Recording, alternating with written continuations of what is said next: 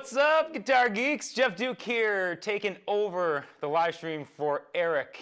And I couldn't be happier that he asked me to do this. Obviously, we're going to miss him today, but we're going to take all your questions, have some fun, do some jamming, get some learning in. And Eric will be back with you guys soon. So I'm happy to see that you guys have got quite the chat going here. Let me see what we got, if we got any questions so far. But I am really happy to be with you guys today. And anything you guys want to ask, talk about, just let her rip. I got the chat open here. Let's see. Okay, so we went live there. I see you guys. Some people are still in their pajamas. That's okay. I wish I was. Thank you guys for all the kind words. I'm really glad to be here. And let's see what else we got. I figured we'd start with a little bit of something that I've been tinkering with lately. And good morning, good morning. All right, so let's start with a little thing that I've been tinkering with, and I'm going to keep an eye on the questions. Anything you guys want to know, you just let her rip. First question, Mark there. I have a Black Beauty with the 490 and the 498. Yeah, I think it still comes with those. What pickups do I have? I actually have the Lawler Imperial pickups, the regular ones, not the high or the low, just the regular Imperials in the neck and the bridge. What I love about those, or why I went with those, is it's a PAF style pickup, but it's really clear. And when I play, I like that clarity. They're pretty low output, especially by modern standards. And they're just, no matter if I play with gain or clean or whatever, they're just crystal clear and I could hear everything, and they're very articulate, which I like. And I normally don't like high output pickups to begin with, so these work perfect for me, and especially in a Les Paul PAF style work excellent. So these are Lawler Imperials. Thanks for that question. I do love these pickups. Let's see, what's the next step for a person when they are learning their chords towards learning guitar? Well, obviously chords is a great start. Next step, there's a couple different ways you could go depending on what you want your direction to be, but after you learn the chords and have some progressions down and things like that, I would probably start to try and tinker with adding some melodies around those chords. Maybe not necessarily even go into full-blown soloing right away, but say you had your chords and we're just looking at a C chord. Maybe you just want to tinker about and see if you could do some chord extensions, and that's kind of how you get your melodies. So with a C chord, maybe I'd want to start by just changing one note here or there, and this way I could get some variation, and you could start getting some melodies around those chords, like something like...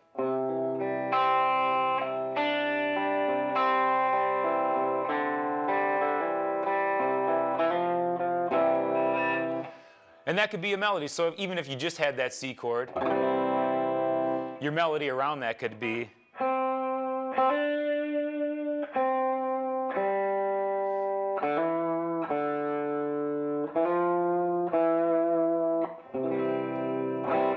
So I guess if I had to, that would be my next step, is just take the chords and start trying to create some melodies. Think of just like a vocal line, like if you had a basic 4-chord song, or even a 3-chord song, and you wanted to do something with it, probably the next step is you'd want to get some lyrics or a vocal melody over it. So I would think the same way with guitar. And with melodies, obviously, guitar is going to react a different way than your voice, but I think of it the same way, as you want to have those breaths, and you want to have, you know, some really nice smooth lines. And guitar lines, it's really great when you could sing them. Those are the ones we all remember anyways, right? So that's what I would do. Does a good gig drummer keep totally accurate time, or is it relative to other band members? Larry, that's a great question.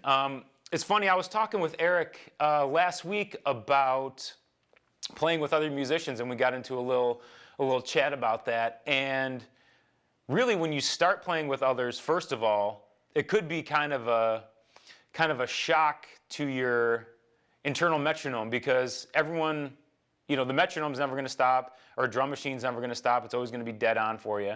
But playing with other people, yeah, it is a lot on the drummer, but it is with the other band members as well, because if everybody's locked in and one of the other members starts getting off, it might throw you off, you know, or another member off, and it might snowball from there. But yeah, a good gig drummer is probably one of the most important things, because he's going to be the glue for the whole gig. And songs have a tendency live to speed up or slow down at certain points, but a really good drummer, they may even play with a click in their ear to stay on it, which is a good thing.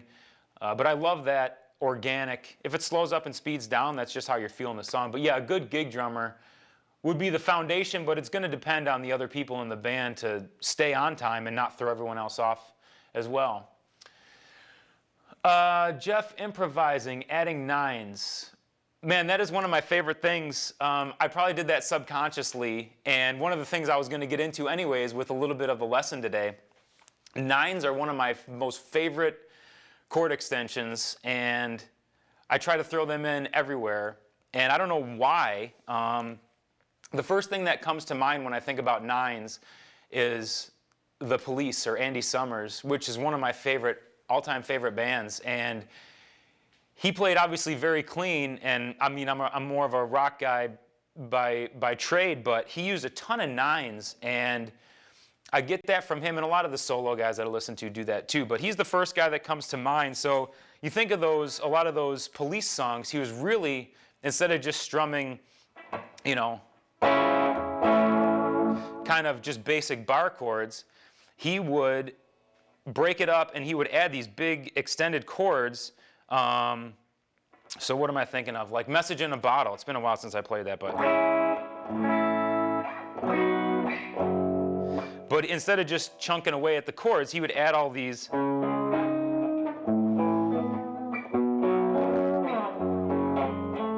So instead of just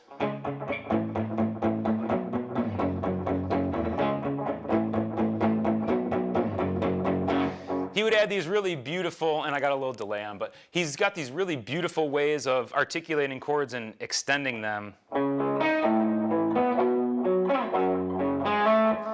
And so that, you know, especially in a three-piece band where you just got bass, drums, and guitar, that kind of really fills it out. And then I love to take that into my soloing, is because it adds a little flavor, even if you're just in the pentatonic. So if I'm in just a basic pentatonic, you know, let's just take A minor pentatonic box, and I'm just doing some basic little blues licks or something.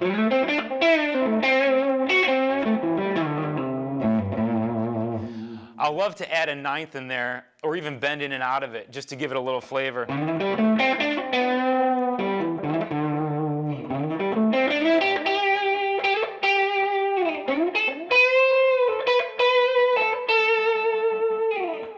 So yes, you probably did hear a ton of ninths in my soloing, and even my chords. A little sidetrack to that is when I'm doing some rock stuff, and this is kind of an extension on the Police thing I just mentioned, is with rock or even some hard rock stuff, is with distortion, it's not a great idea to play big lush chords.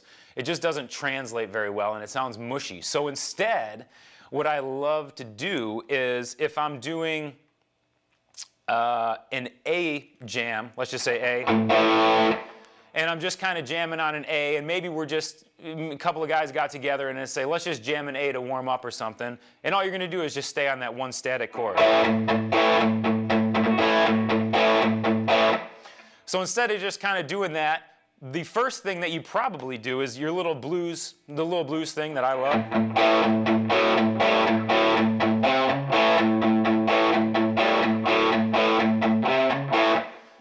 And that's pretty common and very cool. So what I like to do above that is, instead of just those single note things, is I like to add these little two-note chords in between. And now it's going to be still over the bass note A. So I'm going to keep that chugging the whole time, but now what I'm going to do is kind of cycle in and out like this of some different two-note chords or dyads, just part of chords, but I'm going to keep that static A.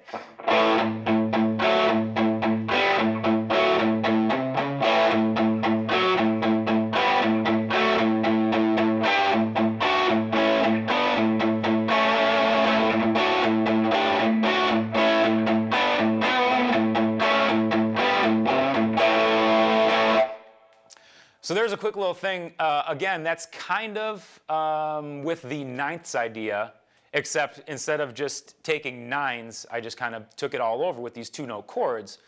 So when I'm thinking A, and I'm thinking just basic rock and roll, I'm thinking all these little extensions. And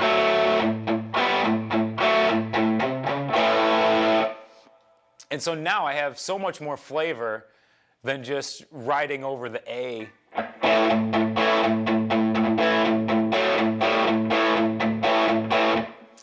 So think of it as just basically chord changes, but you're just staying with that A bass note.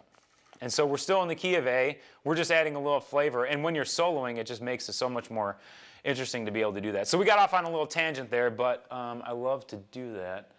So yes, going back to that, you did hear lots of nines because I just love them. One of my favorite sounds ever is a 9. Okay, let's see. I know we got some more questions rolling in. Let's just keep pounding these out.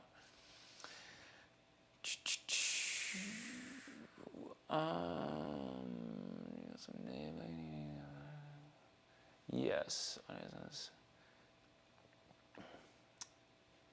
It's a great day. It's a great day at the beach in SoCal. Guitar brightens my world. Oh man, Jerry, every day guitar I wake up thinking about guitar. And I'm eating dinner thinking about guitar. And when I'm playing guitar, I'm thinking about guitar. I'm never not thinking about guitar.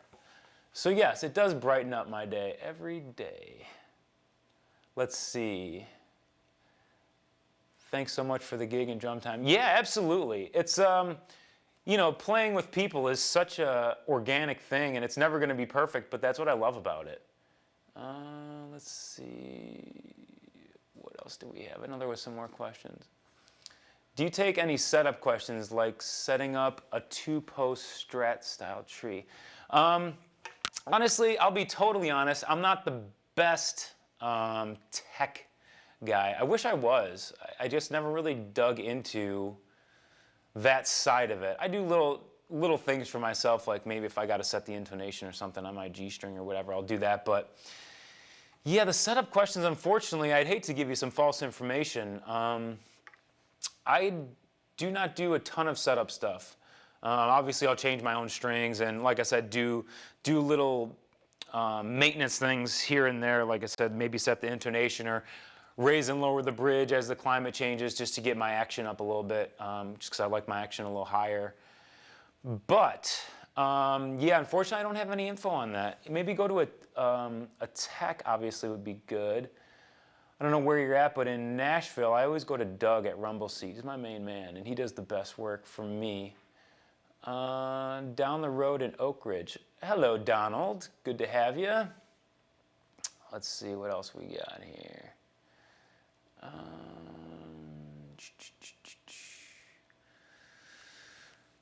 Oh, good morning. Hey, Jeff, can I have that Blues Junior behind you? Eric said it was okay. Yeah, I guess we'll talk to Eric about that. Honestly, it's funny that you bring up the Blues Junior because I usually bring my deluxe reverb. I just got a reissue deluxe reverb that I use just for kind of everyday gigging. It's perfect, and I haven't changed a thing on it. And I got this little pedal board, and I just run that through it. And I came here once, and Eric's like, "Oh, why don't you try this little Blues Junior?" And so now every time I come here, I don't even bother bringing the other amp. I just use his. And it's great. I got the settings pretty much almost straight up, and I got the little fat switch engaged, giving me some nice beef. I always like to, even though I'm still playing a Les Paul, I like to run the bass on the amp just really thick. And even when I play live, it happened by chance, going off on a tangent, but anyways, that the sound guy at one of the clubs I was playing at put my guitar through the subs and really cranked it. And at first I was like, whoa, that's kind of mushy and really dark, but after doing a couple little tweaks, I just loved it. It was like this big, meaty, it was like, you know, it was just so fat and thick and beefy. It was like Arnold Schwarzenegger or something, I don't know, it was just huge, and I loved it. So now, if I'm not even going through the subs, I tend to take the bass on my amp and really crank it, and just get a big, meaty sound. And then this way I could dial in the treble as I want, but I just love that thick. So anyways, Can you have it? Eric said it was okay. I'm sure that's on the up and up. We will talk to Eric about that. How do you know when the stage is level? The drummer is drummer jokes. It seems everyone takes their turn. I think last month or 2 months ago I was hearing a lot of bass player jokes, so everyone takes their turn, I guess. Good morning from Jacksonville, Florida. Good morning, good morning. Could you explain palm muting? I am having trouble. Well, yes I can, because that is one of my favorite things. Growing up, I was a hard rock kind of metal kid in his teenage years. You know, those angst-ridden years when you're angry for no reason at all because you're living a good life in your parents' house, in your bedroom, but you're still angry at something. So I was listening to a lot of Metallica and stuff like that. So I would listen to guys like Zakk Wylde and, you know, James Hetfield, the king of metal rhythm guitar, in my opinion. So a lot of those guys, obviously, when you have distortion, you want to keep things pretty clean, because even if I just take my hand off, now I got all sorts of noise. So the right hand, especially when you're really rocking out, if I get a kind of a higher gain sound, is you're going to have a lot of noise. And so the first thing the right hand's going to do is just really take that noise down. The second thing the right hand's going to do with palm muting is it's going to thicken things up. So when you're playing behind a singer, which I'm always doing, I'm never playing without a singer. So you got to keep it kind of not quieter, but more controlled. So if I had just a basic lick, like let's say some kind of riff where I was just without palm muting, and I just had kind of a hard rock.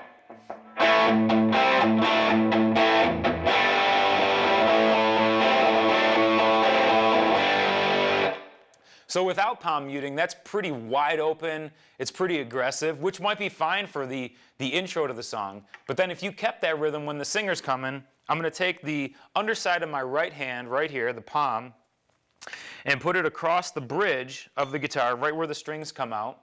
And I'm not going to push down, because if I push down, two things are going to happen. I'm going to deaden the notes instead of just muting them. And then the other thing that's going to happen is I might even push the strings a little sharp. So you just want to rest it here and just mute the strings, no pressure. And if I take that same kind of riff but with palm muting, the first thing I'll do is I'll probably keep that A string muted the whole time. And then I might add accents so I could really get some cool rhythms happening when I hit those chords, those little two-note stabs I was doing, is I can unmute or just kind of lift my hand up and hit those stabs. So something like this might work really well during the verses for that.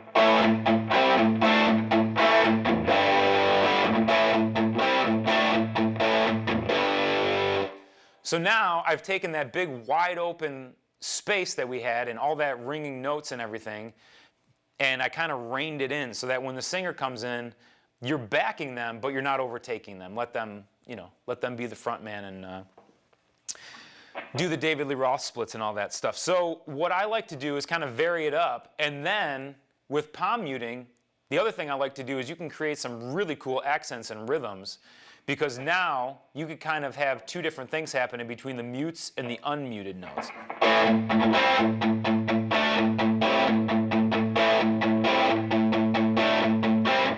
So that's a basic rhythm. I could take the exact same structure, but now I could add these other accents and make it even a little more interesting.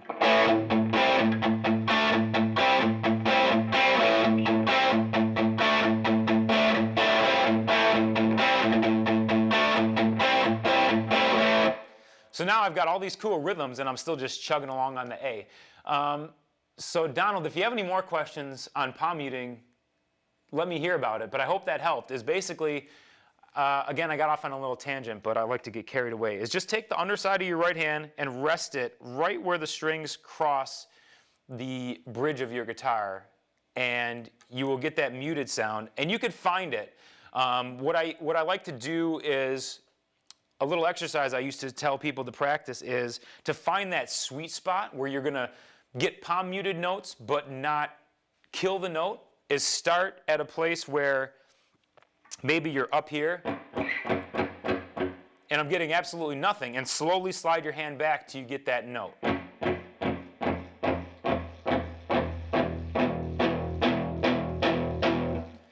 Actually, that was really cool, and I might use that for something because that was this really thick kind of.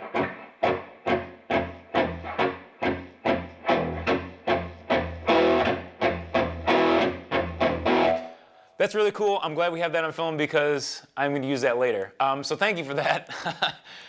Don't mind me if I get caught up in myself. I like to laugh at myself.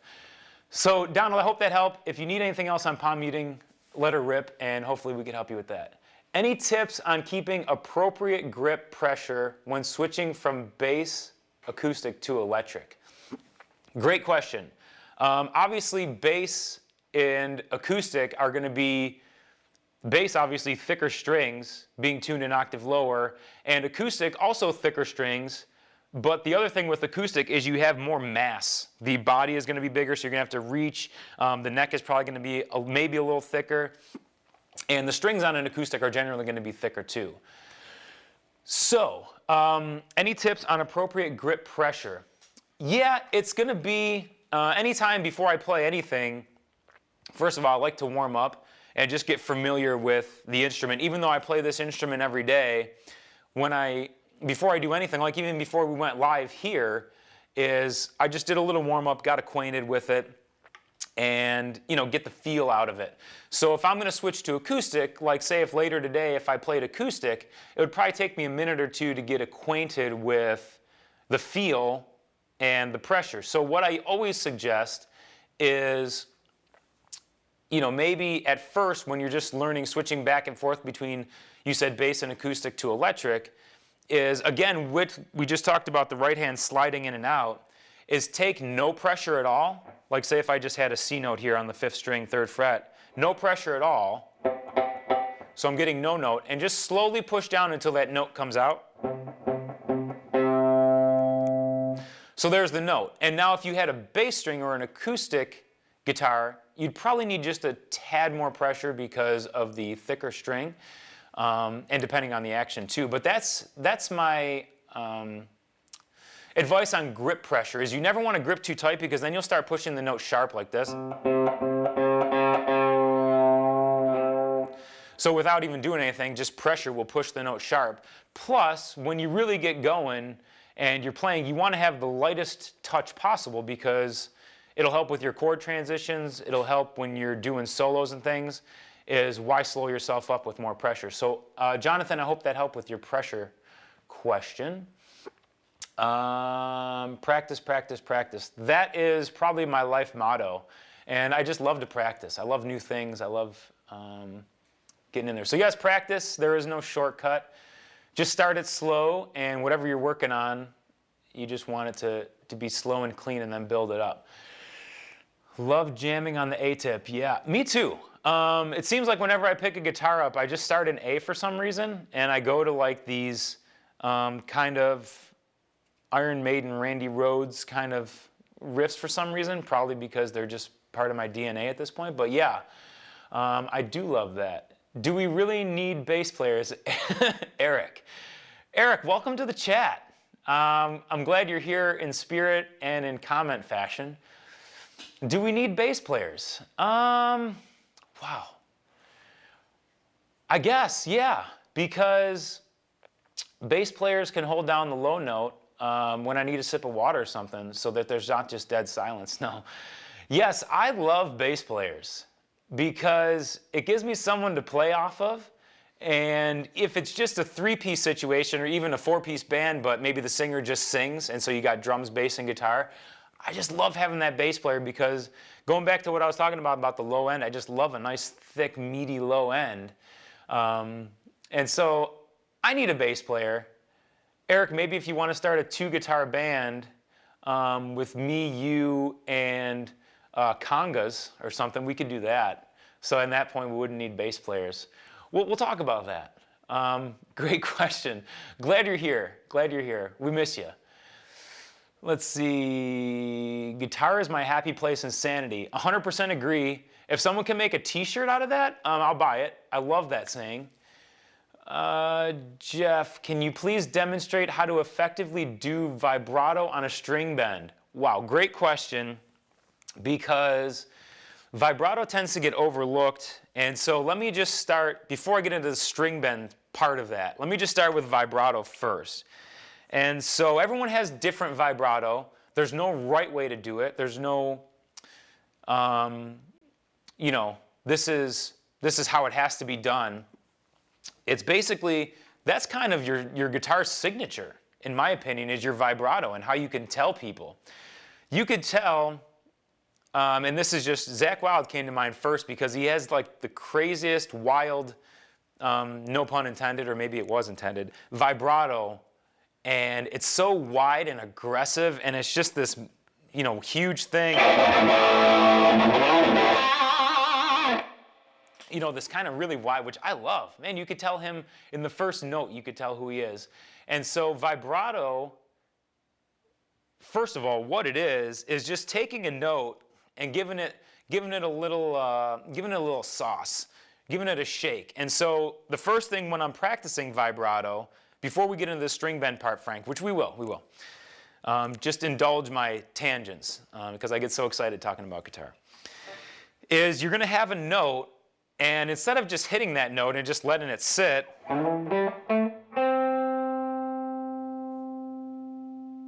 like that, you're going to want to give it a little shake with the left hand.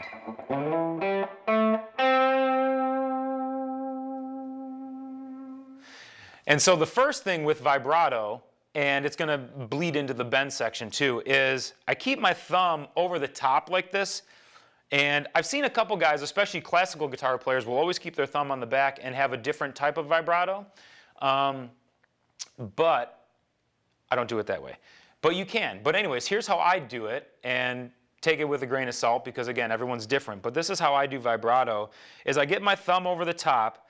This way, I could really get a good grab on the note. And when I have the note, you want to go side to side. And really, all my wrist is doing is taking that and kind of going like this. Almost like when you see the Queen do a hand wave like this, something like that. It's kind of like that. So you're going to want to shake it side to side. Give it a little bit of movement, so that it gives it a little personality. So you know, when a singer hits a note, and if they just hold that note, that's fine, but you'll probably notice as they're holding that note, maybe towards the end, they start to give it a little vibrato, and it really kind of adds a little flavor. So that's with vibrato first, and the next thing I would do is practice that with all 4 fingers, because you never know when you're going to land on a note and want to add some vibrato. So that's the first thing.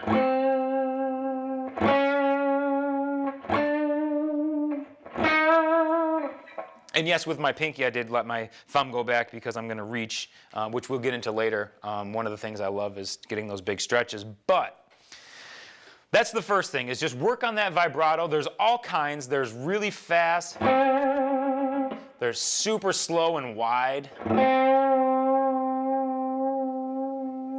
You know, just the regular kind of in between.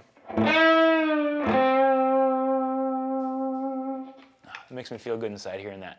So you wanted to know about effectively do vibrato on a string bend. So let's take what we just had, but we're going to bend a string now and then add the vibrato after. So let's bend with our 3rd finger, because that's probably one of the most popular fingers to bend with, I would think. So what I do when I bend is I always have 1, maybe 2 fingers behind that note, and we'll bend it up first.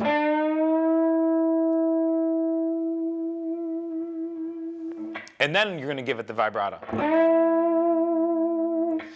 So when I'm up there,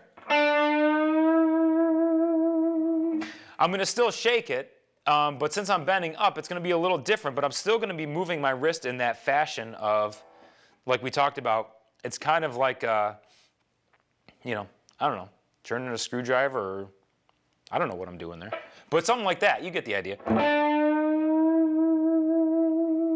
And I tend to be very, I'm I'm very hard hitting and I'm kind of aggressive no matter, even if I'm playing something kind of light and delicate. So I tend to get the guitar into it too. So you want to practice first hitting the note, you know, that you're bending to, and then giving it vibrato, but making sure you're not really changing the note, so you're not like, you don't want to move it too much, just get it up.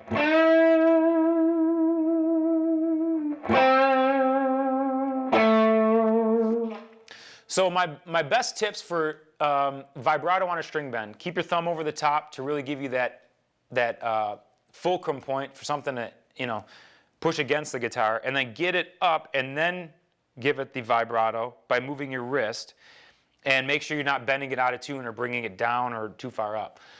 So Frank, I hope that helped with your string bend on vibrato. Any more questions on that? Let her rip. Michael D says, what is a ninth way above my level? It's definitely not above your level. It's so simple to think about. Is all you got to be able to do is count to 9. And so in music, all you're going to have in a key, I'm not going to get too deep because I love theory. I could geek out on it all day. And if you guys have theory questions, let her rip because I do love it. In any key, you're going to have 7 notes. So let's look at the key as C because it's just a natural key, no sharps, no flats. We don't have to think about it. And so in music, you have A through G, and then after G, you're just back at A again. So we're just going to go start on C now. So we'd have C, D, E, F, G, A, B, and now we're back at C. And so the whole thing would start over, which is called an octave. So if I'm thinking as C, it was my starting point, so we're going to call that 1. So then everything after that, all you're just going to do is count up until you get to where you want to be. So let's go all the way up. 1, 2, 3, 4, 5, 6, 7, which we said there's only 7 notes in a key that we would traditionally have. And then 8 is your octave. So if you went up 1 more, then you're at 9, so from C to D. So that's a 9, and you'll notice that it's also the second note that we played, so it could be a 2 or a 9, but the reason that it's a 9 is because it's an octave higher. So again, I'm going to try to keep this as basic as possible because I'm a theory nerd, and I just something about it, I just love it. But anyways, if you have the octave, you're always going to be 7 notes higher than when you started. So if the 1 is C and the octave is C, that's an 8 because there's only 7, so you're back at C. So that's my octave. So 1 more would be 9, so a second or a 9. But a second would be the note directly after the C, which would sound like this,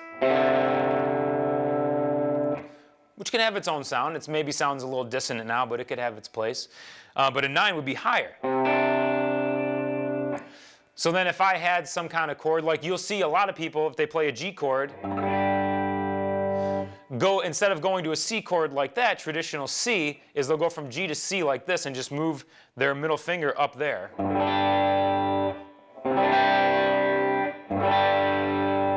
And so that's really a C with an added 9th, C add 9, as you might see in a lot of chord charts and things.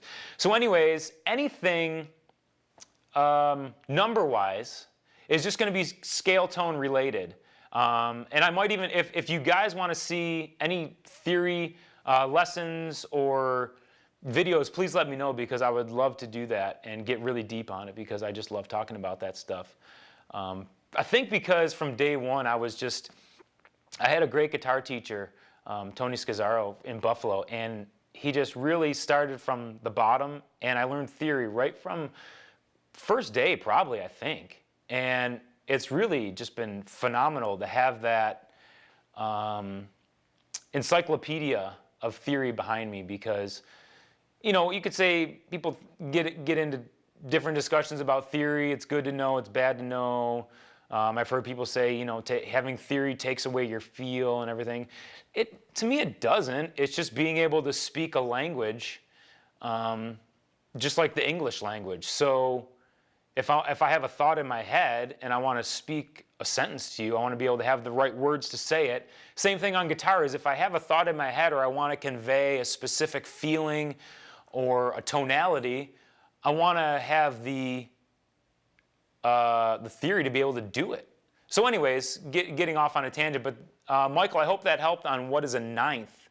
And any note is going to have its own number. So that's what a ninth is. It's definitely not way above your level. It's a simple thing. I think a lot of things just need some explanation. So let's see, okay. Let's see. Where are we? What else we got? I think I went down too far. There we go. How to start. Mary Beth, I'm not sure on how to start. If you just mean start playing guitar, yeah, I would pick one up and just dive in with starting to fret some notes. But if you have specific questions on how to start something specific, I'd love to get into that. But if you just mean how to start playing guitar, there's so many avenues to go now. And Eric obviously even has an unbelievable wealth of knowledge on his YouTube and his UGS guitar system that I would check out the free lessons you get with that as a start because it's unbelievable. Oh, there you go. Yeah, YourGuitarSage.com/30. That would be an amazing way to start because he's going to teach everything you know right from the bottom up. And he's such a nice guy. You're going to love him. But if you have specific things on that, let me know what you would like to know how to start. Triple digits in Jacksonville. Yeah, I bet. I was just down last week in Destin, and man, it was steaming hot. But I loved it. It was beautiful. Do you play any other instruments besides guitar? Guitar is my main instrument, and I do. When I was in school, I had to take a minor. So obviously guitar was my major. I minored in piano or keyboard, whatever you want to call it. And so I had lessons on getting me started with basic things, scales and things on the piano and just block triad chords and things like that. But I haven't played piano in quite some time, probably because I just don't have time, and I wish I did because it's a beautiful instrument, and I love the voicings you can get, and I just love listening to that either request songs or want to hear songs, but they just don't have either the right artist or the right name for the song, but you know what the song is by what they're saying. And so he's talking to the song Something Like That by Tim McGraw. That's funny. It's a great song. I love it. It's such a happy summertime song, but everyone seems to always call it Barbecue Stain. How does that meaty sound work when playing solo? Do you need to dial it back? Great question. I love to solo, and I probably solo way more than I should, and I apologize to the singers that I work with that I do that. But no, I actually love having that for soloing because then when I go to solo or hit some high notes is I don't really have that tinny kind of thin sound. And one thing I do is use the tone control. So when I'm soloing, if I just that's my rhythm sound. And so when I'm soloing, I might want to dial back the tone control on my bridge pickup a little bit so I don't get too like a ice picky kind of sound. I hate that when it's really. So I'll dial it back so it's really not ear piercing, and I'll kind of smooth it out just a touch.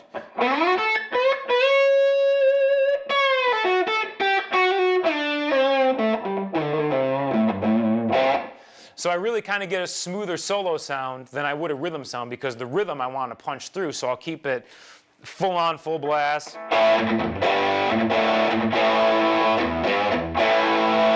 And then when I go to solo, two things I love to do is, like we talked about, just roll that back. Or with a 2-pickup style guitar like a Les Paul is I'll put it in the middle, so I'm utilizing both pickups, but I will keep the tone controls full up, but I will roll back the neck pickup. So instead of having this big old, is I'll roll the neck pickup back, the volume on it, to almost off. So I still get just a shred of that meaty neck pickup, but it'll cut through.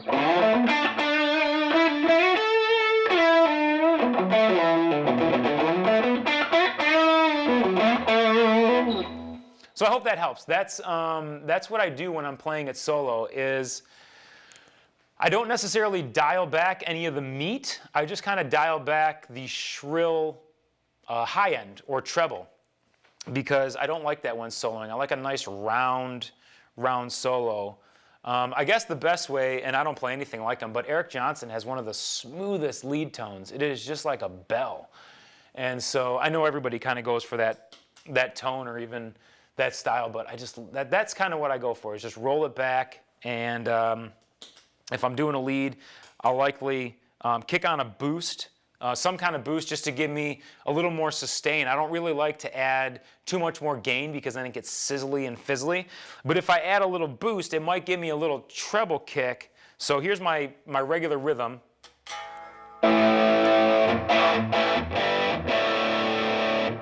And so when I go to lead, if I just kick on a little boost, first of all, you'll hear it got a little bit more compressed, which will be perfect for my sustain needs, but also it got a little brighter, and so I'm going to roll back just a touch.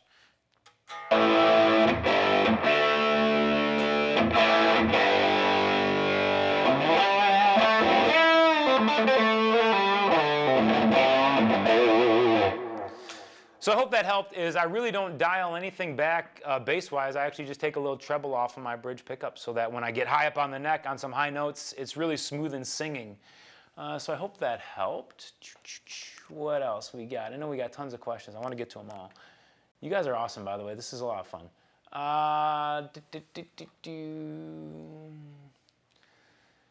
Saw this dude at Rumble Seat. Oh man, I love Rumble Seat. Those guys are so awesome. And I love it there. They have just the absolute best selection of vintage guitars I've ever seen, and it was a pleasure to be able to be there and see all that happening. And the guys there are so cool. So if anyone's ever in Nashville, please stop by Rumble Seat. You're going to see the coolest stuff that you'll never see anywhere. The best vintage guitars and some really cool guys that love to talk about guitars, and it's really cool, like a rock and roll vibe. I love it. That's where I come from. Jay Neubauer, what's up, man, from Buffalo? What's your go-to guitar lick? Oh, man, go-to guitar lick. I love, it probably would have been different maybe a year or two ago, but since being in Nashville and having like this country, this whole country thing, I've kind of tried to incorporate that. I mean, I'm not a traditional country player, obviously, but I've tried to incorporate that. So one of my go-to things now is just taking not only just, you know, major and minor third kind of thing, like the country, like that, but I will turn the delay off, and I will take maybe a major country kind of ish lick, and then I'll just add just a flat 7 in there, just to give it a little flavor. So one of my go-to licks, it seems to be lately, and I noticed this when I'm playing on country tunes, is I'll have just a basic country-ish, but then I'll just kind of go back into my pentatonic, and I'll walk down to the flat 7 and then get into it.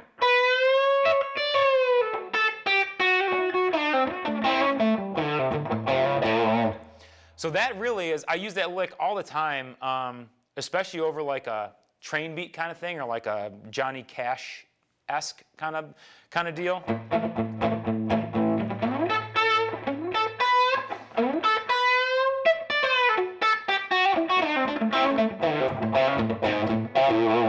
So that's my go-to lick right now. I just love that lick, and the major and minor third thing I love. So that's what I try to do is, the country thing is so intertwined major and minor weaving in and out that I've tried to incorporate that into my rock kind of style. So that's my go-to kind of lick.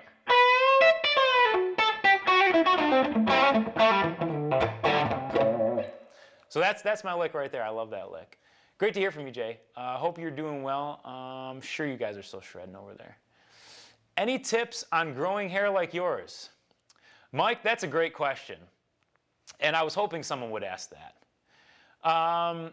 Patience is the key. So with growing out long hair, it's going to go through an awkward phase.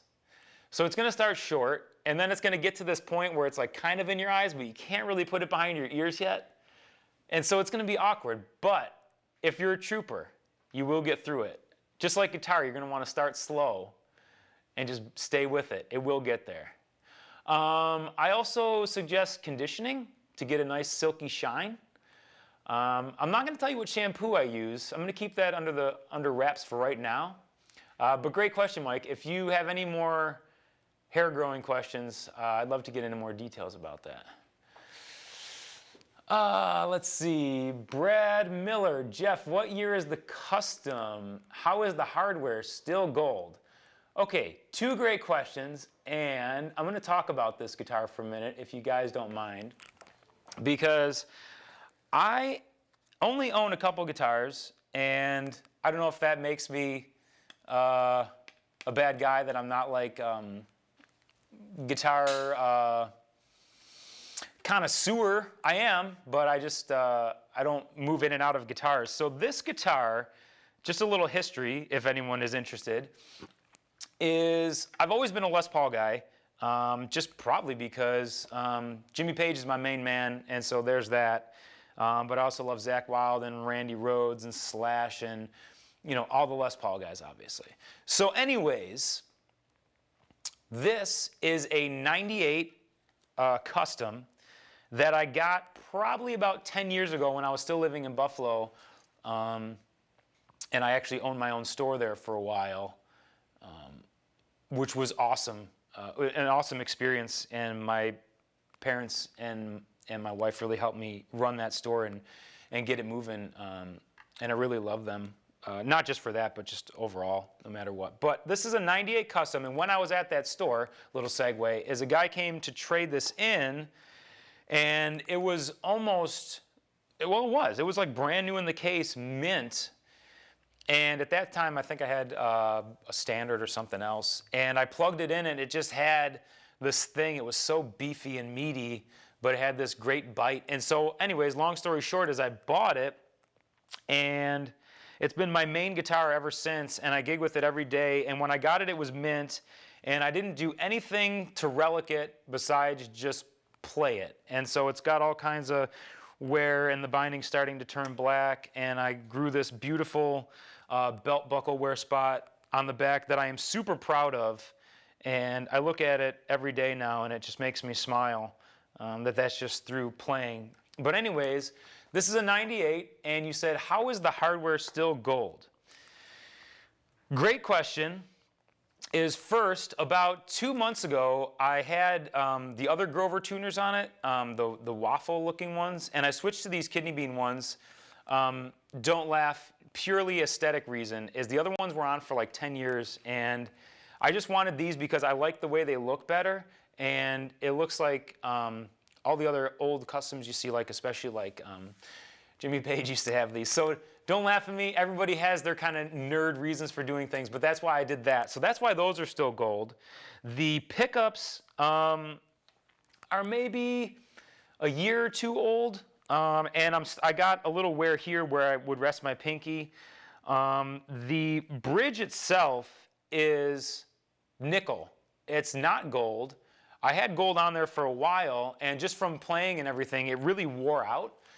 So what I did was Doug at Rumble Seat, that does all my work, who is like just a cool guy, but does the best work, and he understands how I like my setups. And so it was kind of a snap thing, and I was like, oh man, this is, you know, I'm breaking strings left and right and all this. So he took the gold one off, he's like, and the first thing he found was this nickel one. And I'm never one for cosmetic I really don't care, to be honest. As long as the guitar is functional, a bridge is a bridge. So we put the nickel one on there, so that's why that's not gold.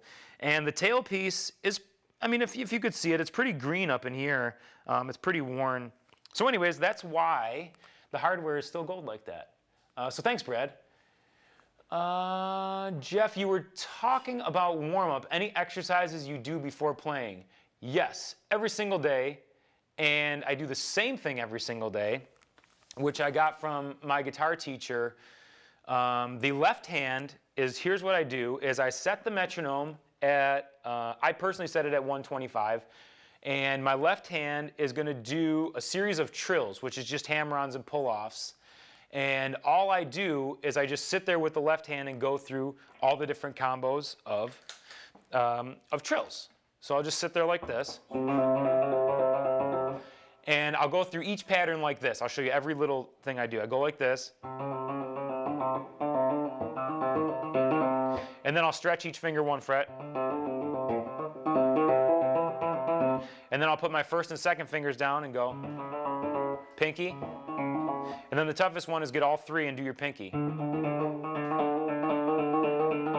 So I do those for 1 minute each. So it ends up being like 8 or 9 minutes on the left hand, and it gets a real good burn. It gets the muscles moving, the blood flowing.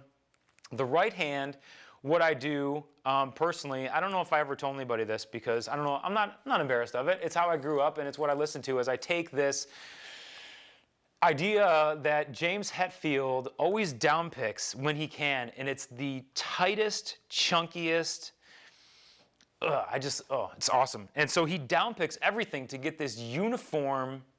If you just listen to how, feel free to keep commenting on this post and hit us up on any of these social media platforms. And I hope to see you guys soon. So thanks for hanging out, and we'll see you guys in the next video.